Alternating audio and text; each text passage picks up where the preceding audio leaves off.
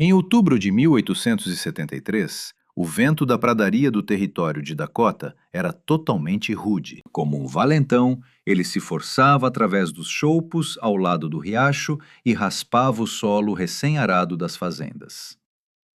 Carregava os cheiros de poeira, grama seca e um frio que chegava mais como um aviso do que uma garantia. A maioria dos colonos se apressava para vencer essa ameaça. Seus dias, um concerto frenético de machados batendo em troncos e serras rangendo ritmicamente. Construíam para cima, erguendo paredes em direção aos céus, construindo recintos quentes para resistir ao inverno que se aproximava. Todos menos Anya Vogel. Enquanto outros construíam para cima, Anya escavava para baixo. Seu marido Klaus, um homem quieto, frequentemente percebido como frágil. Com um carrinho de mão, ele removia a terra, sua expressão mostrando determinação ansiosa.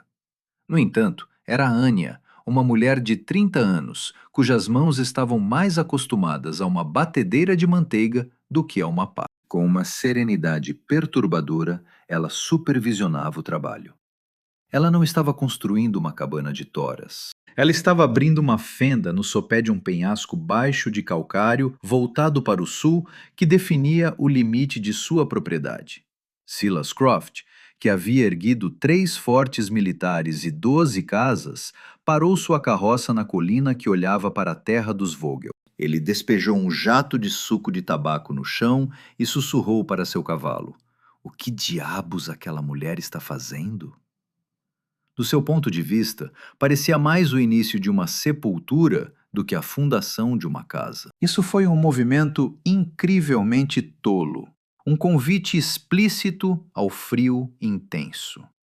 Ela deveria estar lutando contra ele. A localização era tão fundamentalmente falha, tão oposta a todas as regras sólidas de construção que ele havia aprendido, que o indignava.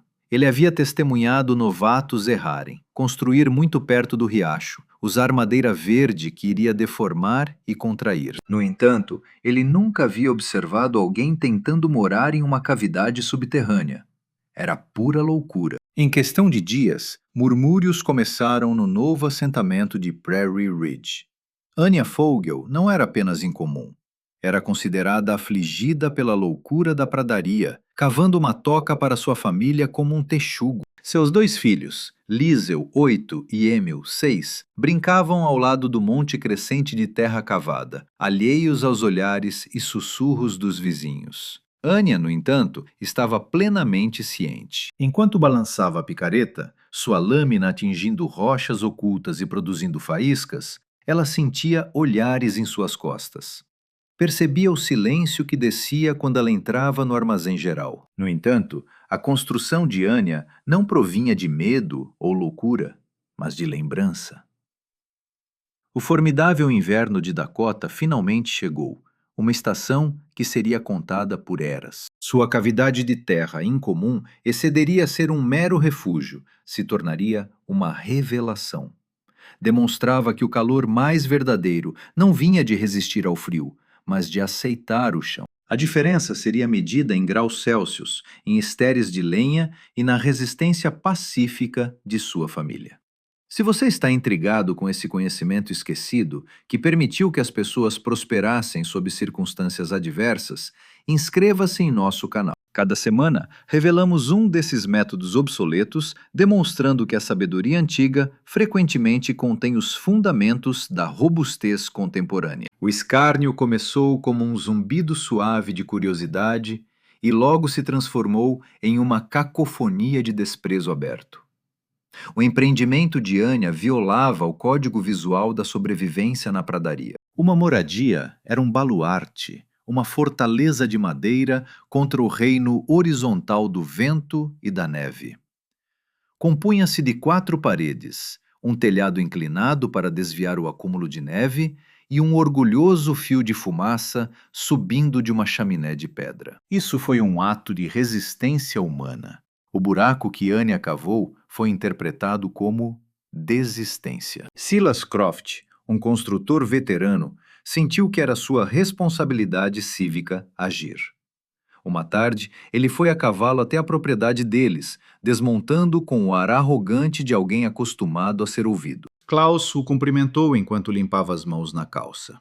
No entanto, foi Anya quem saiu da escavação, com as bochechas manchadas de terra, o olhar inabalável. Senhora, disse Croft, dispensando rodeios, construí mais cabanas do que consigo lembrar, desde o rio Platte até a fronteira canadense. Conheço bem este território e o frio implacável que o aguarda. Ele apontou com um dedo grosso para o buraco em expansão. Qualquer construção deve ser elevada para evitar umidade e precisa de paredes para resistir ao vento. Essa construção sua não passará de um porão, acumulando umidade e atraindo geada, transformando-se em uma tumba gelada até janeiro. Sua preocupação era sincera, nascida da sabedoria duramente conquistada de uma dúzia de invernos rigorosos. Ele percebeu um erro básico de julgamento do adversário. O frio vinha tanto da terra congelada quanto da atmosfera. Anne apenas acenou com a cabeça, ouvindo atentamente. Em minha terra natal, nos altos vales suíços, disse ela, com inglês correto, mas carregando um sotaque, o gado fica mais aquecido em celeiros de pedra escavados na encosta do que o dono em sua casa de madeira. O solo retém seu próprio calor. Croft balançou a cabeça, com uma expressão de pena. Não estamos nos Alpes, senhora. Estas são as planícies de Dakota. O solo aqui congela a uma profundidade de 1,5 metro. Nenhum calor pode ser obtido dele. Ele havia assentado muitas fundações. Compreendia a verdade inflexível do solo congelado do inverno. Seu raciocínio era sólido, sua experiência inquestionável. Naquele dia, ele partiu, certo de que havia alertado uma família a caminho da catástrofe. O porta-voz da cidade era Jedediah Kane, um fazendeiro conhecido por sua risada estrondosa e paixão por histórias exageradas. No armazém, encostado em um barril de biscoitos, ele tinha sua plataforma. Assim que ouvia sobre os Vogels, questionava qualquer um que quisesse ouvir. Eles não estão construindo uma casa de terra, não, senhor. Estão treinando para ser toupeiras.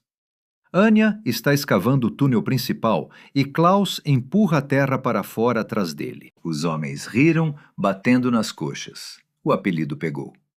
A partir de então, a propriedade dos Vogel foi chamada de Buraco da Toupeira. O apelido era duro, mas ecoava perfeitamente a visão dos habitantes da cidade.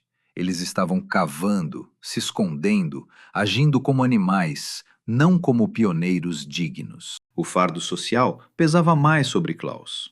Embora fosse um homem decente e diligente, ele sofria a dor das críticas da cidade. O golpe mais duro veio de sua própria família. Seu irmão Marcos visitou de um assentamento mais desenvolvido, cerca de 100 quilômetros a leste.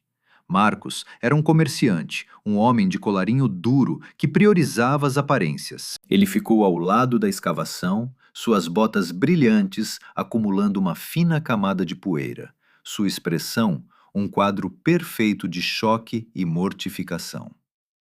Naquela noite, em sua tenda improvisada, Marcos se dirigiu a Klaus em um tom baixo e insistente. Irmão, o que é isso? As pessoas vão acreditar que você não pode oferecer uma moradia adequada para sua família. Isso não é um lar, é um covil. Você sabe como isso parece? Parece que você falhou.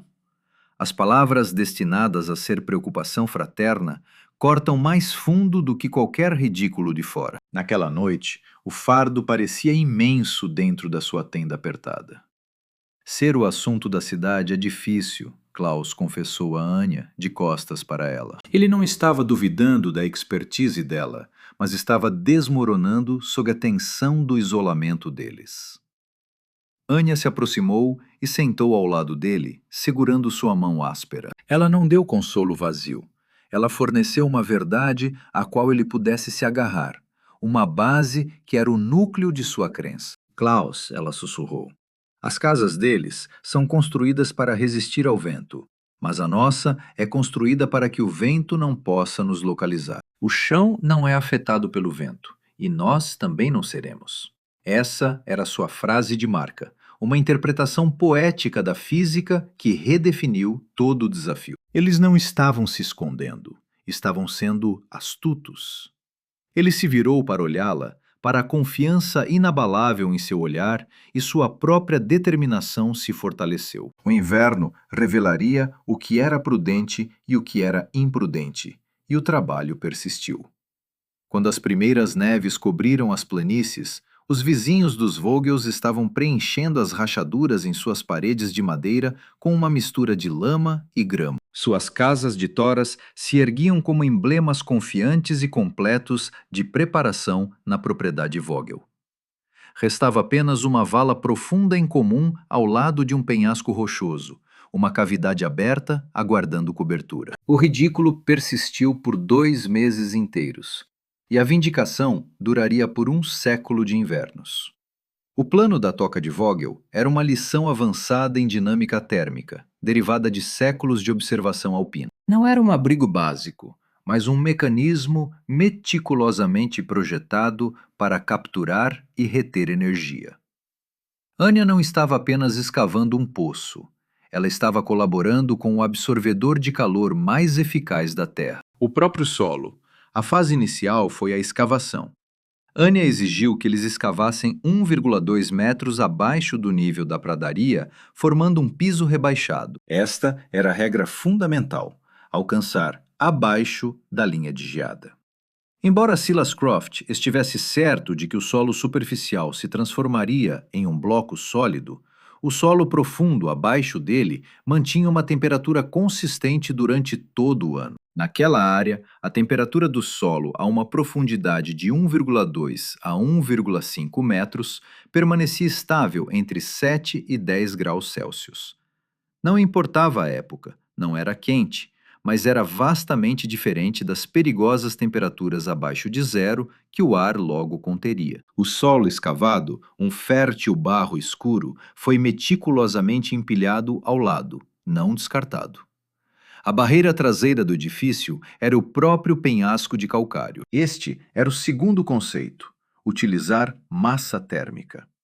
A parede de pedra voltada para o sul coletava energia solar durante todo o dia. Mesmo durante os dias escuros de inverno após o anoitecer, ela emitiria gradualmente aquele calor acumulado de volta para dentro da casa.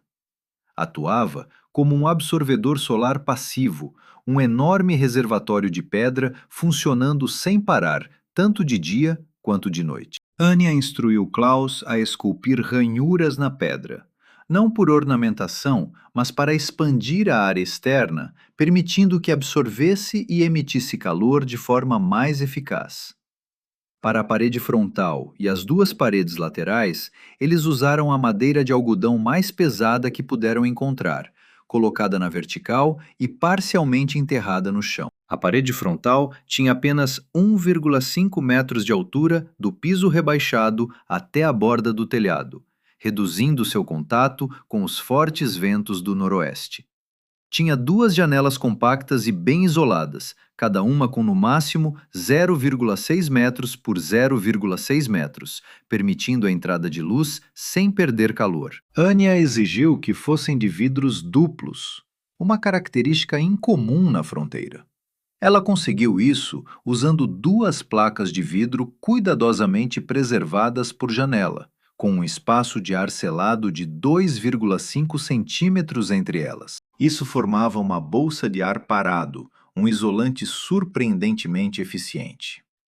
O telhado era o elemento mais crucial. Não era um telhado íngreme em forma de A para deixar a neve escorregar, mas um telhado de inclinação baixa. Vigas enormes de choupo americano, com 30 centímetros de diâmetro, foram embutidas no penhasco de calcário na parte traseira. Elas se apoiavam na parede frontal de toras, formando uma inclinação gradual. Acima dessas vigas, colocaram um deck de toras menores e bem ajustadas. A camada seguinte foi uma invenção de Anya, uma característica que intrigava os observadores. Ela espalhou uma camada de lona oleada, uma grande vela comprada em uma cidade ribeirinha, tornando o telhado impermeável. Isso foi essencial para superar a umidade que Silas Croft havia previsto. Então, veio a última e mais crítica camada. Utilizando o solo que eles haviam originalmente escavado, Anya instruiu Klaus a cobrir todo o telhado com uma espessa camada de grama da pradaria.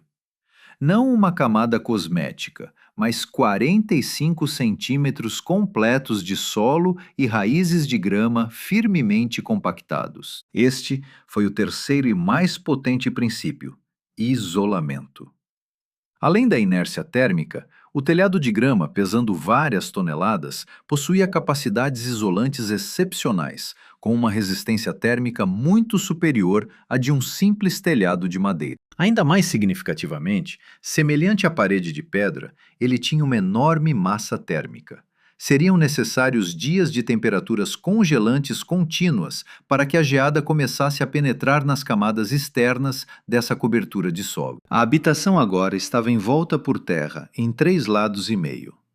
O último componente do projeto era a lareira e a chaminé. Uma lareira padrão da fronteira era um monstro enorme e ineficiente que queimava enormes quantidades de madeira. A maior parte do calor escapava diretamente pela chaminé. Para satisfazer sua gananciosa demanda por oxigênio, ela puxava ar frio por cada fresta e abertura na cabana, gerando correntes de ar frio. A abordagem de Anya era distinta. Ela construiu uma câmara de combustão menor e mais profunda, revestida com pedra-sabão que havia descoberto perto do riacho. A pedra-sabão aquece rapidamente e emite calor gradual e uniformemente. A chaminé não era um alto pilar de pedra, mas um duto mais estreito que subia pela superfície do penhasco de calcário. A genialidade estava em seu posicionamento. Toda a estrutura da chaminé estava dentro do envoltório térmico do edifício. Cada pedaço de calor emitido por suas pedras permanecia dentro da área habitável. As despesas com materiais foram apenas uma pequena parte das de uma cabana de toras convencional. Eles usaram menos toras, que eram raras na pradaria. Os componentes mais caros foram o vidro e a vela de lona. No entanto, os custos de mão de obra foram enormes e eles trabalharam do amanhecer ao anoitecer por 2 meses. Em uma tarde nítida de novembro, enquanto Klaus colocava a última camada de grama no telhado, Anya estava dentro do interior pouco iluminado. O ar estava calmo e fresco, com um cheiro de solo e madeira não tratada. Não se parecia com uma casa. Parecia mais uma caverna, um refúgio. Klaus entrou, batendo os pés para tirar o frio das botas, e examinou o espaço incomum de teto baixo. Anya acendeu uma pequena vela e a colocou no chão.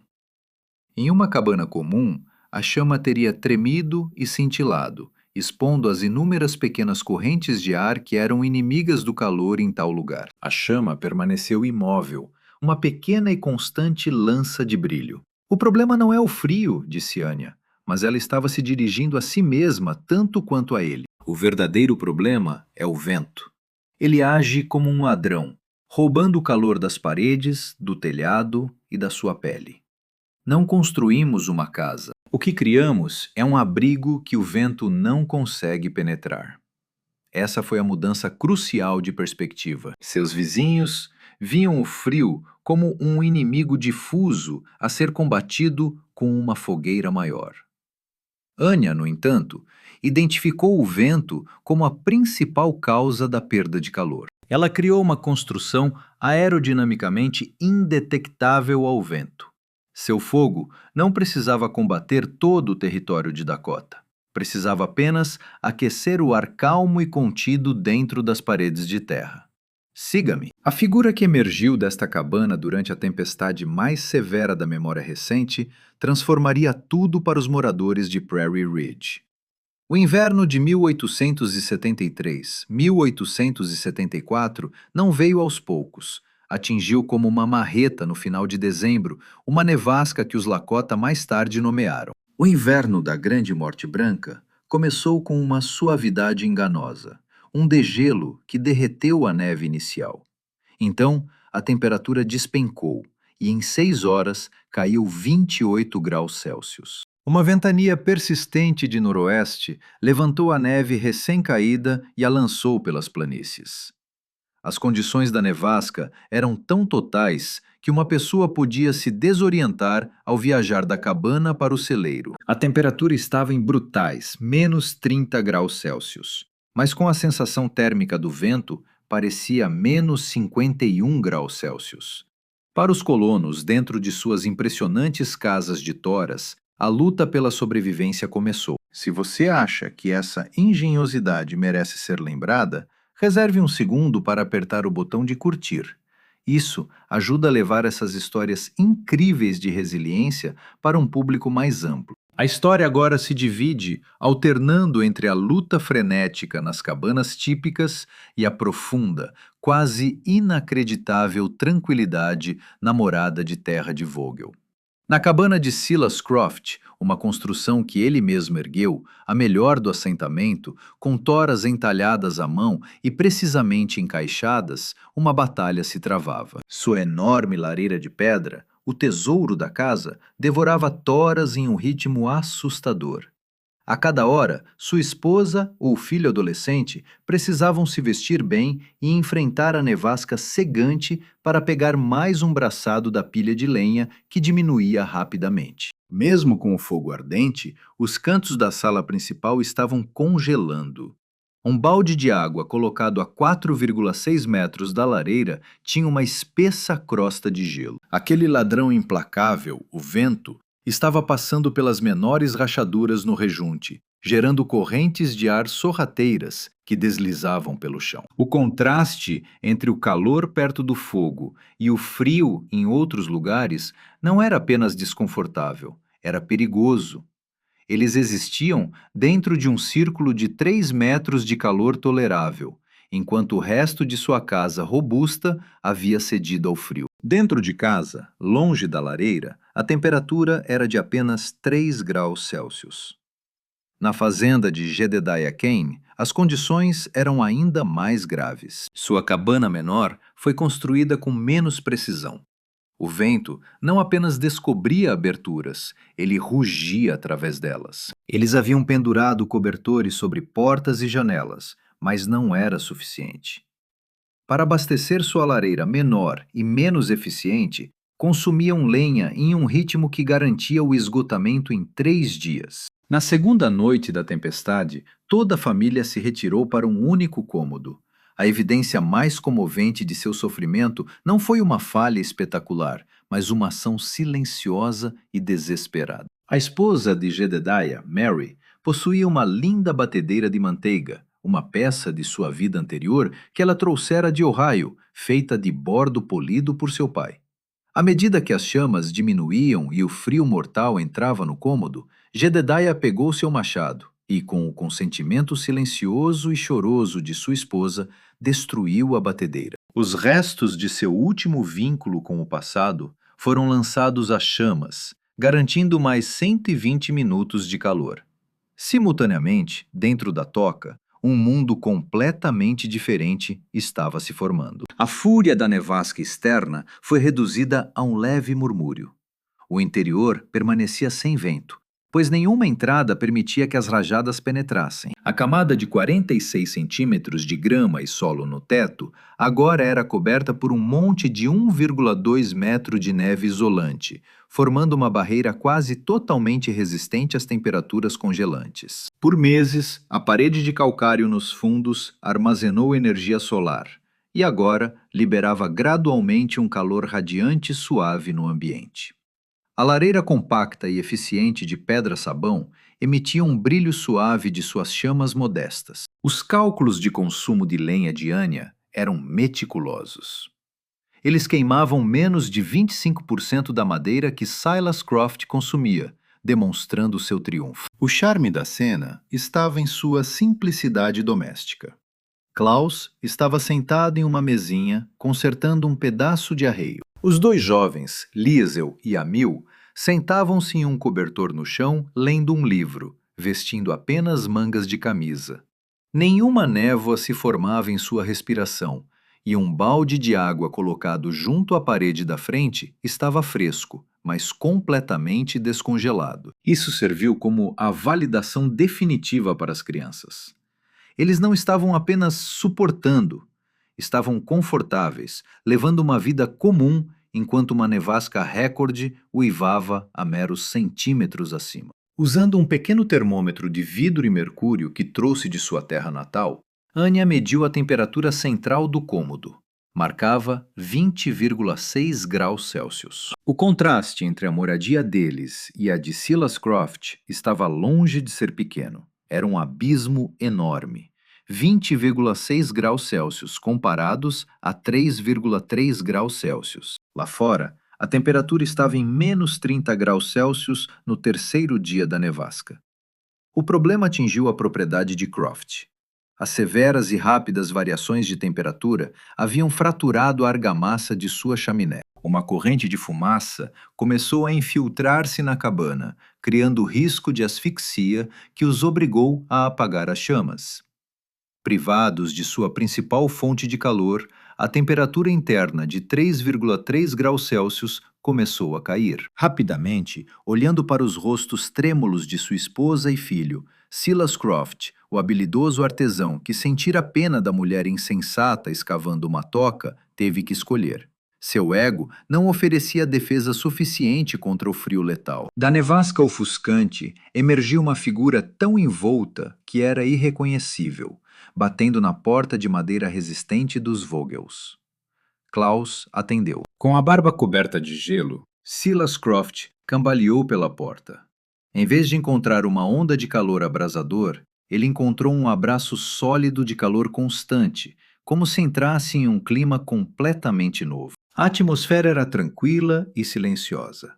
Piscando os olhos para se adaptar ao brilho suave da lamparina, a primeira visão que encontrou seus olhos foi o par de crianças. Eles olharam para cima com calma curiosidade, seus braços descobertos à vista, um espetáculo tão impressionante, tão oposto ao pesadelo gelado do qual ele havia saído momentos antes, que lhe faltaram palavras.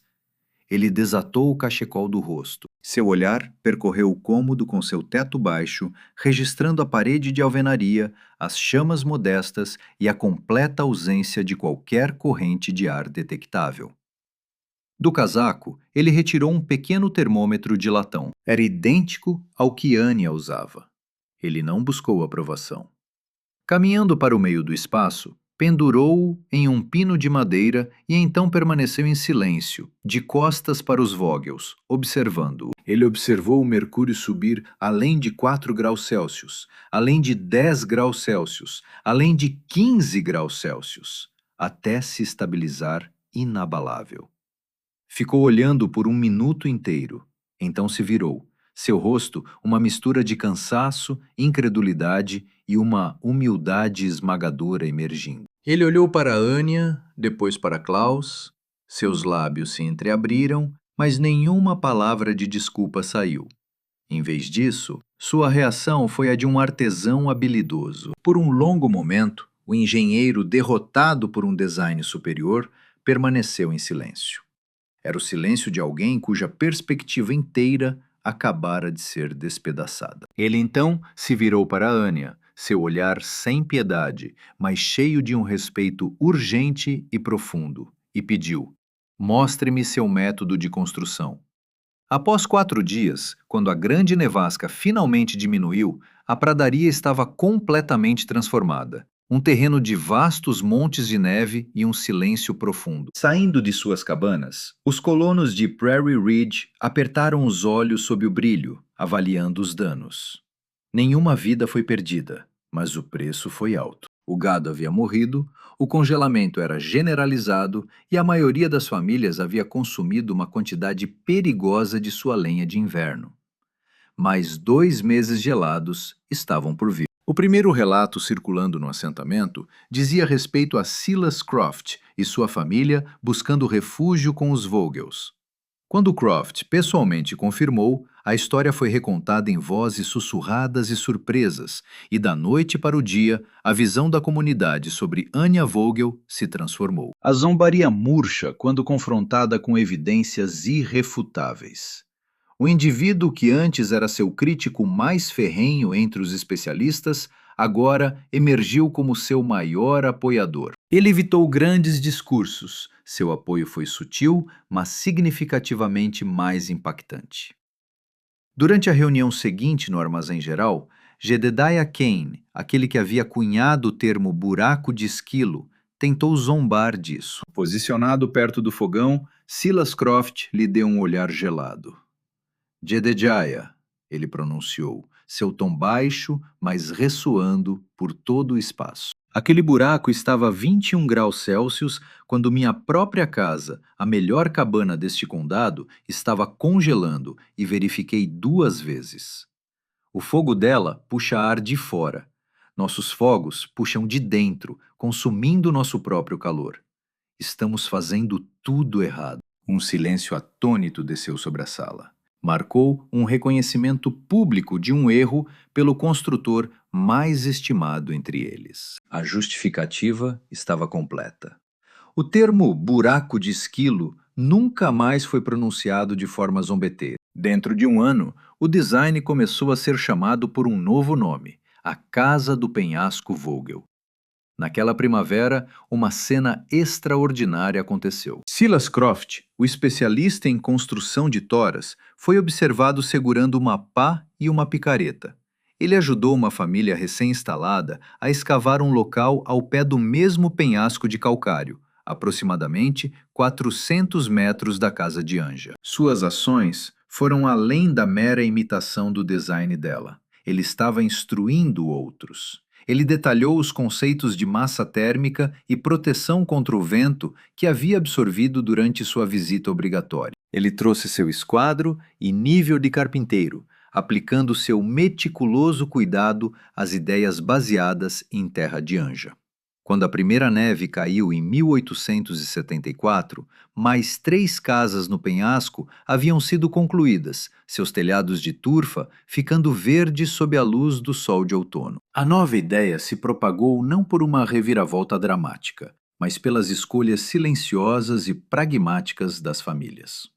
Seu simples desejo era ficar mais aquecidos enquanto consumiam menos madeira. Dentro de meia década, mais de 12 dessas construções estavam espalhadas pelo terreno ao longo do riacho e seus penhascos. Elas formaram uma marca arquitetônica distinta para a área, um tributo à capacidade de uma comunidade aprender e se ajustar. Os insights não substituíram as cabanas de troncos convencionais, pois as pessoas ainda preferiam construir acima do solo, ao ar livre. No entanto, ofereceu uma alternativa vital de sobrevivência para aqueles que possuíam o lote de terra adequado. Anya e Klaus nunca buscaram aclamação. Eles residiam em sua moradia aconchegante e confortável, criando seus filhos em paz com sua justificativa silenciosa. A genialidade de Anya não estava em fabricar algo novo, mas em lembrar algo antigo e reconhecer sua relevância em um novo contexto. Ela reconheceu que os elementos mais severos da pradaria, o vento e o frio, poderiam se tornar aliados valiosos quando utilizados adequadamente. O vento formava montes de neve que forneciam isolamento extra, enquanto o solo mantinha um calor constante capaz de suportar até a nevasca mais feroz. A história da casa Vogelbluff serve como um forte aviso contra confundir simplicidade com primitivismo. Aqueles colonos, usando seus métodos de construção de toras, viam a morada de terra de Anya como um retorno a um estado anterior, mais bestial. Eles ignoraram os princípios avançados de engenharia subjacentes à sua casa. A arquitetura previu conceitos contemporâneos de aquecimento solar passivo e design de construção subterrânea 100 anos à frente de seu tempo. Para eles, parecia uma toca sem paredes e um buraco bruto. Para ela, era uma parceria com a natureza, criando um sistema de armazenamento térmico.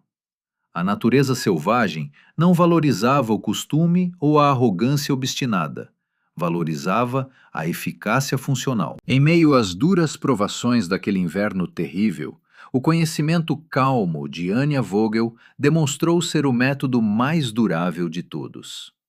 As planícies transmitiram uma lição severa, cuja ressonância continua a nos alcançar no presente. O poder genuíno não é necessariamente demonstrado enfrentando a tempestade de frente, mas sim entendendo quando ceder ao solo. Se essas histórias de criatividade negligenciada falarem com você, inscreva-se, faça parte de nossa comunidade de indivíduos curiosos e compartilhe seus pensamentos nos comentários.